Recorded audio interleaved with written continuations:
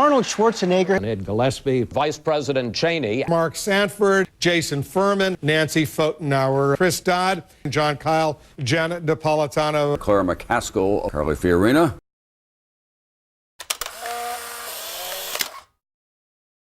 John McCain's been real clear that Phil Gramm wasn't speaking for him, and in fact John McCain has said now for many months that he believes the economy is in a recession. I think Phil Gramm was basically reflecting what the attitude is of John McCain and the Bush administration.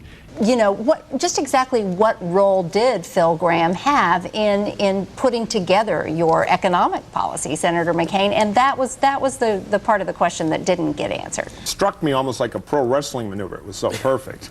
And I think it paid big political gold for Barack Obama. This election is going to come down to white independents and conservative blue-collar Catholics in the Great Lakes metal-bending region. What is being said under presidential campaigns is one thing. But what people have done in the past is something else. So you judge people of what have they done. Senator McCain has been in that office for a long enough time that we look at his record. If anybody believes that John McCain can balance the budget on his plan right now, I've got a meeting they need to have with the Tooth Fairy. Because Obama's words have been, frankly, all over the map in terms of his economic plan, you have to go back to his record. And his record is that he has voted to increase taxes 94 times in his short time in the U.S. Senate. Jason, before you became Barack Obama's top economic advisor, you supported a cut in the corporate tax rate because we have the second worst in the world. Well, speculation creates problems. This is a major television program here. To suggest somehow they're in major trouble is not accurate. And even asking hypothetical questions creates its own conclusions here. These institutions are critically important. John has it right.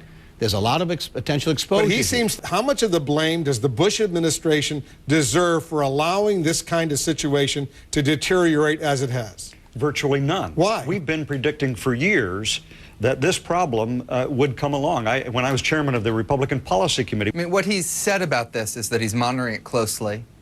He understands the real seriousness of the situation.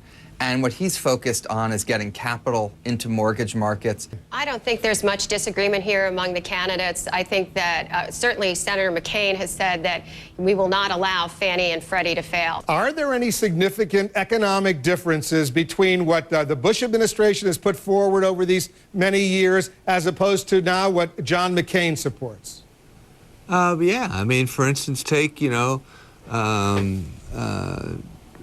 take, for instance, the issue of I'm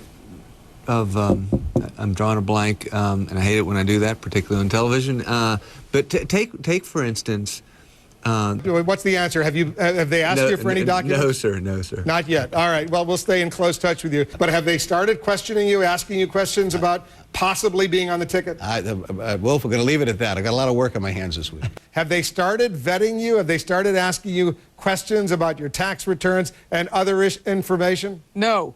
So as far as you know, you're not necessarily on that short list. No, but I would repeat something that Senator Dodd said. This is Senator Obama's choice. I'm not going to discuss about the process because the campaign, frankly, has asked us not to. I think that Barack Obama is going to I trust his judgment. I don't deal in hypotheticals. I think there are many, many people who would be honored to serve the country, and John McCain, I am certainly among them, but he will have a long list of qualified people. I take his call now, and I take his call when he's president, any time. But remember that no matter who is president, I don't see this as a political thing. I see this that we always have to help, no matter what the administration is. During the next hour, we'll celebrate Tony's life. And he was an inspiration to those of us who worked side by side, shoulder to shoulder with him as he met the challenges of a very demanding job and at the same time waged a fight with cancer and did so in a way that not only, I think, helped him deal with it, but in his own way helped a lot of other people deal with cancer. I frankly agreed with him on nearly everything, and I'm generally viewed as pretty conservative. I'm not sure that's saying something nice about Tony in some circles, but my son was born with a series of congenital heart defects, had to have 2 open heart surgeries. He's doing great now, but the first surgery, which was 1 year ago yesterday, was pretty touch and go. I mean, it was very uncertain. Tony emailed almost every day all the time to check up before the surgery, after the surgery. For 7 years, you were host of Fox News Sunday. Do you like being on that side of the table or this side? You know what? This is the best job I've ever had. I love doing what you did, although I'm glad I'm not getting thumped by you in the ratings anymore. But I really love this job.